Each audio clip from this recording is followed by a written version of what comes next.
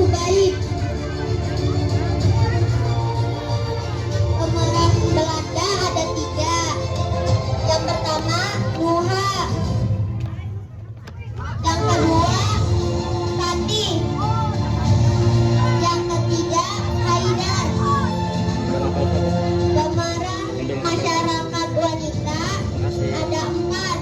Yang pertama Genia, yang kedua Sila, yang ketiga Yasmin, yang keempat Farah.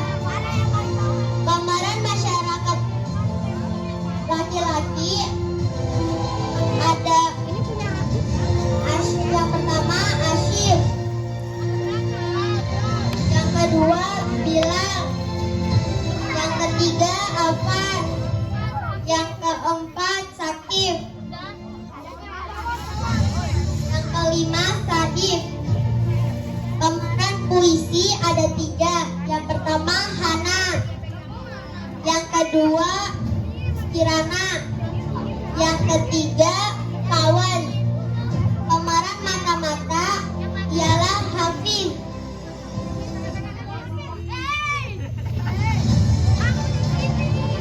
Selamat menyaksikan. Assalamualaikum warahmatullahi wabarakatuh.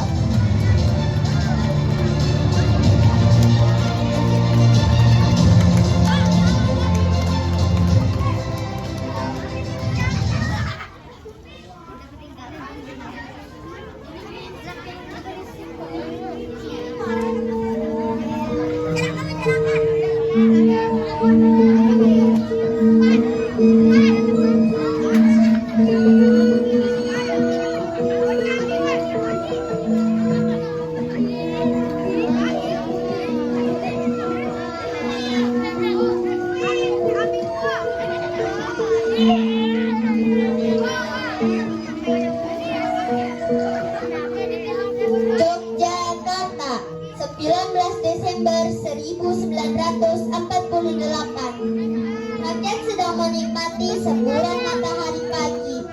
Mereka hidup rukun, bekerja berdampingan, dan saling mengasihi satu sama lain.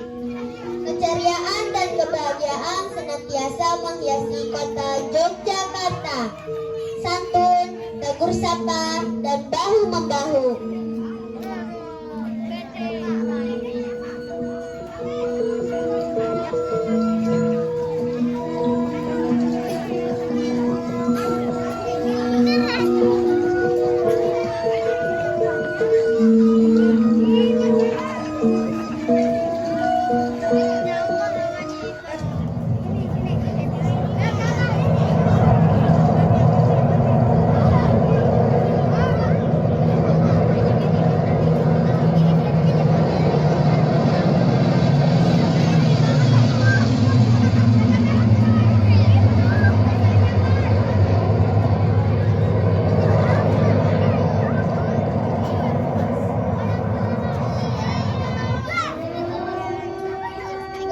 Tiba-tiba pesawat cocor merah.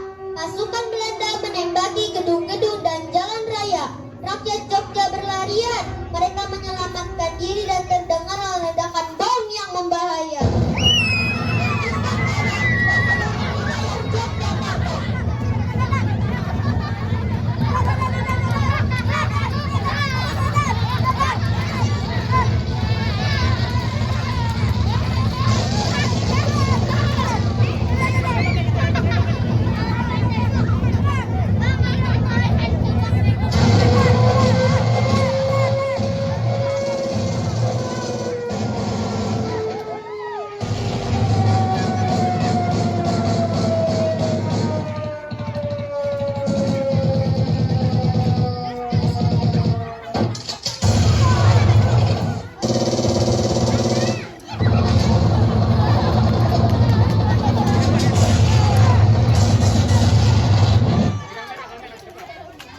Penyerbuan Belanda telah sampai ke telinga Jenderal Sudirman. Jenderal Sudirman yang saat itu dalam keadaan sakit segera bangkit dari ranjang dan memerintahkan Suparjo Rustam untuk melapor kepada Presiden Republik Indonesia Soekarno yang saat itu sedang berada di Gedung Agung Jakarta.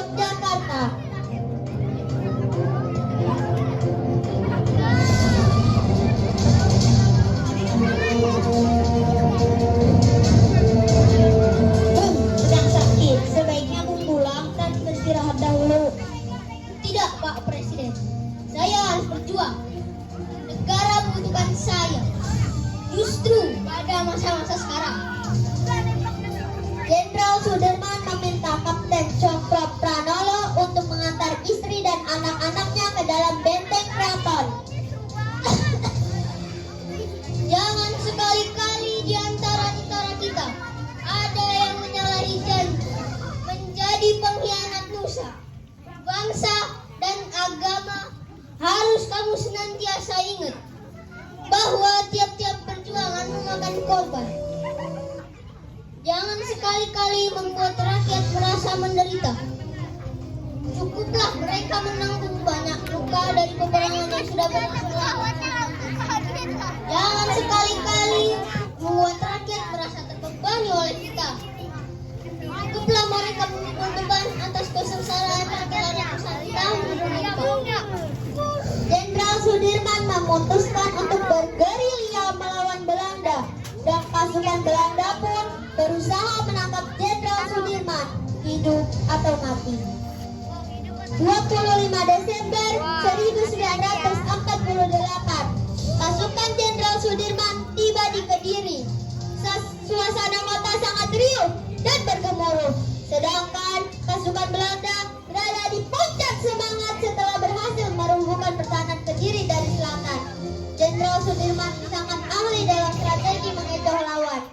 Berkali-kali pasukan Belanda menyerang markas Jenderal Sudirman, namun gagal menangkap sang jenderal. Lalu pada suatu saat di daerah Karangnangko, untuk menghindari kepungan Belanda, Suparjo menyuruh Letnan Herukesen yang perawakannya mirip dengan Jenderal Sudirman untuk menyamar dengan mengenakan mantel hijau yang selalu dipakai beliau.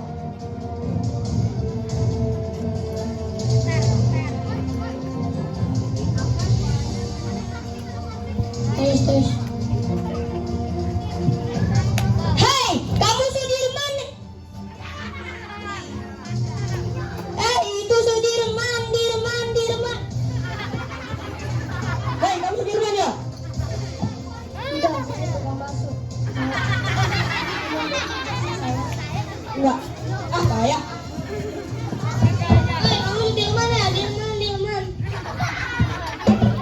Hei, kamu Sudirman ya? Bukan, saya pemulung mau ikut.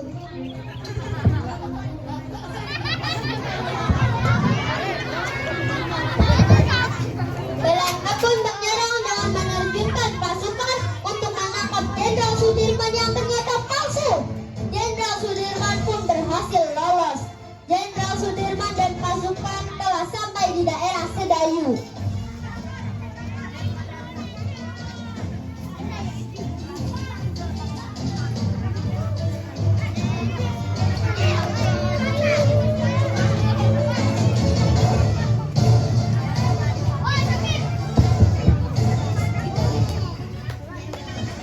Jenderal, sekarang di kubu Belanda bagaimana ini? Tenang. Mari kita semua berzikir. Jenderal Sudirman dan pasukannya memakai sarung melantunkan zikir.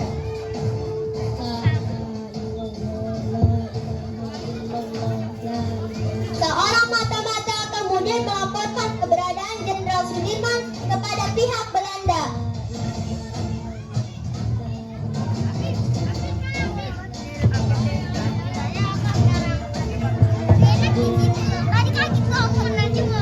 Menir, ini Sudirman. Bukan Sudirman, Ombo. Ini Sudirman. Sudirman bukan seperti itu, Ombo.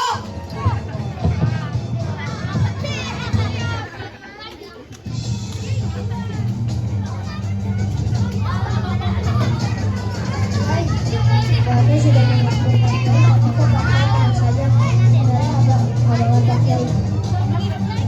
Kamu ingin tahu saya punya 3 amalan. Amalan yang pertama, saya tidak pernah berlepas dari bersuci. Amalan yang kedua, saya selalu sholat tepat waktu.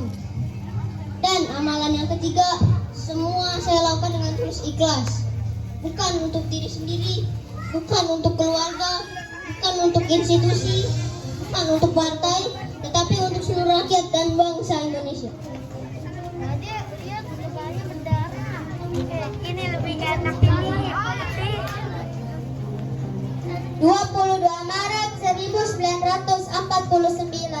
Pasukan Jenderal Sudirman tiba di Desa Sobo, Kabupaten Pacitan. Strategi disusun dan logistik serta komunikasi semakin baik dengan bantuan informasi melalui pemasaran radio. Selama di Sobo, Balikus dan dalang wayang jembu untuk menghibur masyarakat dan sekaligus memberikan penyuluhan tentang nasionalisme dan patriotisme.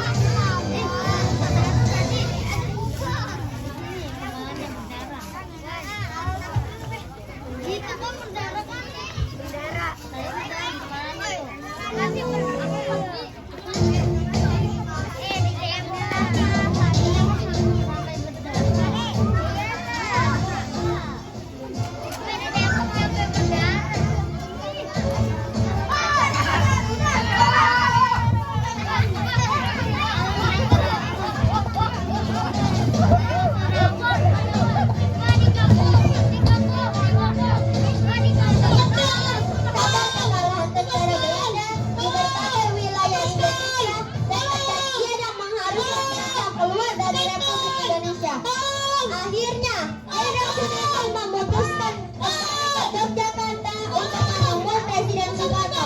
Jenderal Sudirman berkata kepada Presiden Soekarno,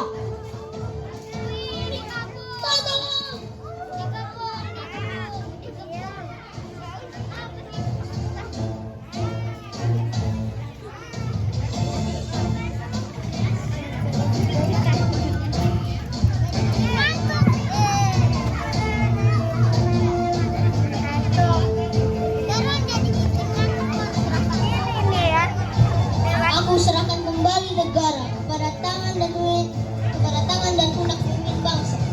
Tugasku sudah selesai. Terima kasih. Sudah saatnya Arinda.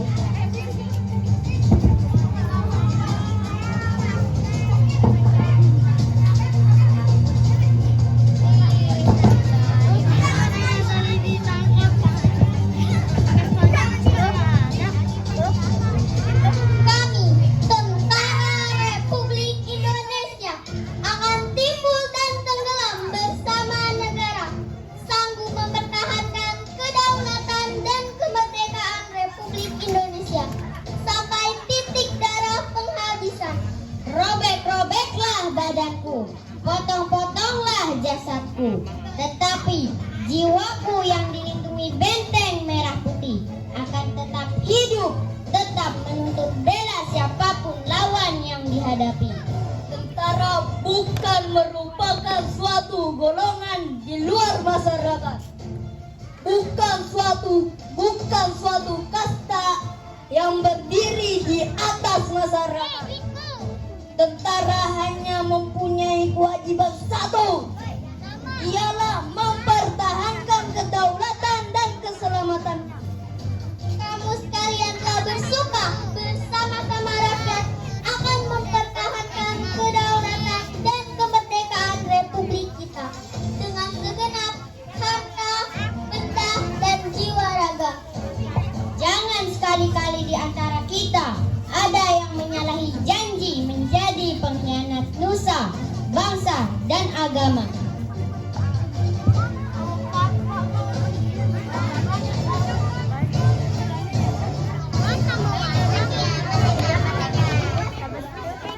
Udah mati.